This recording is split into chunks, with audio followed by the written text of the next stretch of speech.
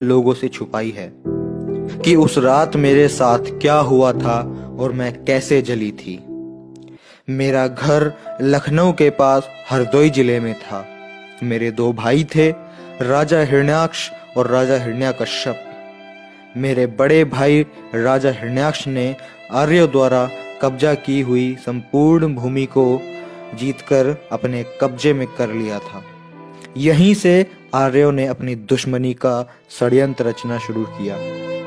मेरे भाई हिरण्याक्ष को विष्णु नामक आर्य राजा ने धोखे से मार डाला था, जिसकी वजह से मेरे छोटे भाई राजा हिरण्यकश्यप ने अपने भाई के हत्यारे विष्णु की पूजा पर प्रतिबंध लगा दिया था। लेकिन हिरण्यकश्यप के पुत्र प्रहलाद को विष्णु ने नारद नामक आर्य से जासूसी कराकर उसे गुमराह किया और अपने झांसे में लेकर घर में फूट डलवा दिया।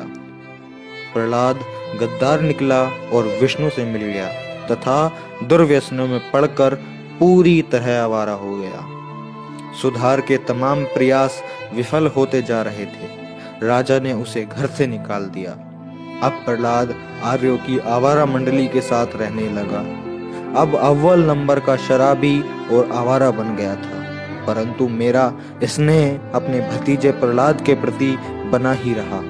मैं अक्सर राजा से छुपकर प्रहलाद को खाना खिलाने आती थी। फागुन माह की पूर्णिमा थी। मेरा विवाह तय हो चुका था। फागुन पूर्णिमा के दिन ही मेरी बारात आने वाली थी। मैंने सोचा कि आखिरी बार प्रहलाद से मिल लूं, क्योंकि अगले दिन मुझे अपनी ससुराल जाना था। जब मैं प्रहलाद को भोजन देने पहुंची तो प्रहलाद नशे में इतना धुत था कि वह खुद को ही नहीं संभाल पा रहा था। फिर क्या था, प्रहलाद की मित्र मंडली यानी कि आर्यों ने मुझे पकड़ लिया और मेरे साथ सामूहिक दुष्कर्म किया। इतना ही नहीं, भेद खुलने के डर से उन लोगों ने मेरी हत्या कर दी और मेरी लाश को भी जला दिया। जब दूसरे दिन मेरे भाई राजा हिरण्यकश्यप को यह बात पता चली तो उन्होंने मेरे बलात्कारी हत्यारों को पकड़ लिया और उनके माथे पर तलवार की नोक से आवीर लिख दिया, अर्थात ए वीर अर्थात कायर लिखवा कर उनके मुख पर कालिख पोतकर जूते चप्पल की माला पहनाकर पूरे राज्य में जुलूस निकलवाया। जुलूस जिधर जिधर से भी गया, हर किसी ने उन बलात्कारी हत्यारों यानी कि आर्यों पर कीचड़ गोबर कालिख फेंक कर उनका तिरस्कार किया। परंतु इन झूठे फरेबी मक्कार पाखंडी आर्यों ने मेरी इस शहादत की सच्चाई को छुपाकर होलिका दहन के रूप में एक त्योहार बना दिया है और आप लोग अपनी अज्ञानतावश इसके झांसे में आकर अपनी ही अनार्य बहन होलिका को हर साल जलाकर दूसरे दिन नशे में धुत होकर एक दूसरे को कीचड़ गोबर रंग लगाकर खुशियां मनाते हो।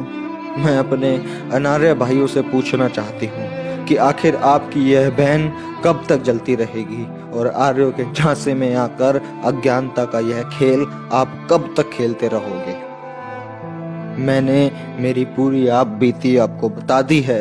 अब निर्णय आपको ही लेना है कि क्या आपको मेरी मौत पर खुशी मनानी चाहिए या नहीं।